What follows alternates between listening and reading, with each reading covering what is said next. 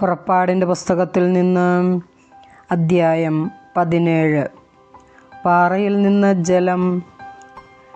Israel സമൂഹം മുഴുവൻ scene മരുഭൂമിയിൽ നിന്ന് പുറപ്പെട്ടു. കർത്താവിൻ്റെ നിർദ്ദേശമനുസരിച്ച് പടിപടിയായി യാത്ര ചെയ്ത് റഫീദീമിൽ എത്തി പാളയമടിച്ചു. അവിടെ അവർക്ക് കുടിക്കാൻ വെള്ളമുണ്ടായിരുന്നില്ല. ജനം മോശയെ കുറ്റപ്പെടുത്തിക്കൊണ്ട്, ഞങ്ങൾക്ക് കുടിക്കാൻ വെള്ളം തരിക എന്ന് പറഞ്ഞു. മോശ അവരോട് പറഞ്ഞു, നിങ്ങൾ എന്തിന് എന്നെ കുറ്റപ്പെടുത്തുന്നു? എന്തിനു കർത്താവിനെ പരീക്ഷിക്കുന്നു? ദാഹിച്ചു വലഞ്ഞ ജനം മോശയ്ക്കെതിരെ ആവലാതിപ്പെട്ടു. ചോദിച്ചു, നീ എന്തിനാണ് ഞങ്ങളെ ഈജിപ്തിൽ നിന്ന് പുറത്തേക്ക് കൊണ്ടുവന്നത്? ഞങ്ങളും കുട്ടികളും കന്നുകാലികളും ദാഹിച്ച് ചാകട്ടെ എന്ന് കരുതിയാണോ? മോശ കർത്താവിനോട് നിലവിളിച്ചു പറഞ്ഞു, ഈ ജനത്തോട് ഞാൻ എന്താണ് ചെയ്യുക? ഏറെ താമസിയാതെ അവർ എന്നെ കല്ലെറിയും. കർത്താവ് മോശയോട് അരുളി ചെയ്തു, ഏതാനും ഇസ്രായേൽ ശ്രേഷ്ഠന്മാരുമൊത്ത് നീ ജനത്തിൻ്റെ മുൻപേ പോവുക. നദിയുടെ മേൽ അടിക്കാൻ ഉപയോഗിച്ച വടിയും കയ്യിലെടുത്തുകൊള്ളുക. ഇതാ, നിനക്ക് മുൻപിൽ ഹോറേബിലെ പാറമേൽ ഞാൻ നിൽക്കും. നീ ആ പാറയിൽ അടിക്കണം. അപ്പോൾ അതിൽ നിന്ന് ജനത്തിന് കുടിക്കാൻ വെള്ളം പുറപ്പെടും.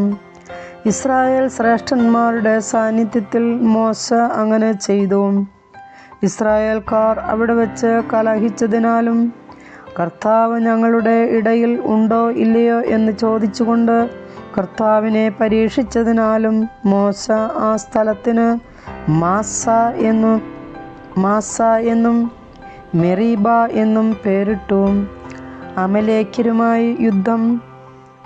അമലേക്യർ റഫീദീമിൽ വന്ന് ഇസ്രായേൽക്കാരെ ആക്രമിച്ചു.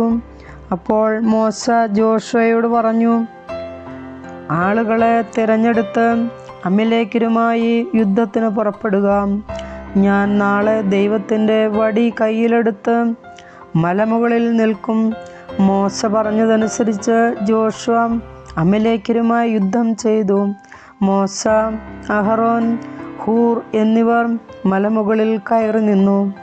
മോശ കരങ്ങളുയർത്തിപ്പിടിച്ചിരുന്നപ്പോഴെല്ലാം ഇസ്രായേൽ വിജയിച്ചു കൊണ്ടിരുന്നു. കരങ്ങൾ താഴ്ത്തിയപ്പോൾ അമലേക്യർക്കായിരുന്നു വിജയം. മോശയുടെ കൈകൾ കുഴഞ്ഞു.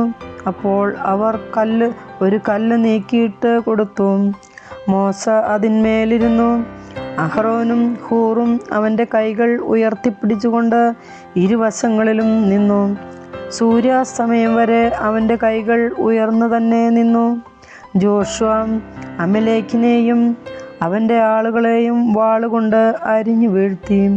കർത്താവ് മോശയോട് അരുളി ചെയ്തു, ഇതിൻ്റെ ഓർമ്മ നിലനിർത്താനായി നീ ഇത് ഒരു പുസ്തകത്തിൽ എഴുതി ജോഷുവയെ വായിച്ചു കേൾപ്പിക്കുക. ആകാശത്തിൻ കീഴിൽ നിന്ന് അമലേക്കിൻ്റെ സ്മരണ ഞാൻ നിശേഷം മായ്ച്ചു കളയും. മോശ അവിടെ ഒരു ബലിപീഠം നിർമ്മിച്ച് അതിന് യാഹ്വെനീസി എന്ന് പേര് നൽകി. എന്തെന്നാൽ അവൻ പറഞ്ഞു, കർത്താവിൻ്റെ പതാക കയ്യിലെടുക്കുവിൻ. തലമുറ തോറും കർത്താവ് അമലേക്കിനെതിരായി യുദ്ധം ചെയ്തുകൊണ്ടിരിക്കും. കർത്താവിൻ്റെ വചനം.